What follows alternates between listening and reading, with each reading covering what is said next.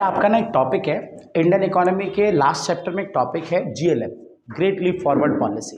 Actual में क्या है, चाइना की इकोनॉमी को डेवलप करने के लिए माओ ने एक पॉलिसी 1958 में इंट्रोड्यूस की थी जिसका नाम था GLF, great leap forward policy. इस पॉलिसी का पूरा कॉन्सेप्ट इस बात के ऊपर डिपेंडेंट है कि चाइना की इकोनॉमी को एग्रीकल्चर से बाहर निकालना है और चाइना की इकोनॉमी को मॉडर्न इकोनॉमी में कन्वर्ट करना है। लेकिन ये होगा कैसे? तो ये तब होगा जब चाइना में बहुत तेजी से इंडस्ट्री का ग्रोथ होगा। इट मीन्स की रैपिड इंडस्ट्रियलाइजेशन होगा।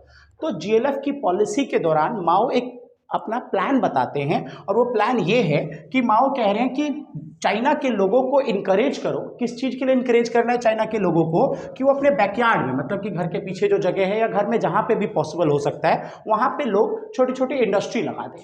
तो इसी पॉलिसी को जीएलएफ बोला गया। बट कुछ लोगों के साथ ये प्रॉब्लम है, उन्हें लगता है कि जीएलएफ में इंडस्ट्री के अलावा किसी और के बारे में कुछ नहीं बोला गया। ऐसा नहीं है। जीएलएफ के दौरान इंडस्ट्री के अलावा एग्रीकल्चर के लिए एक सिस्टम आया जिसका नाम है कम्यून सिस्टम।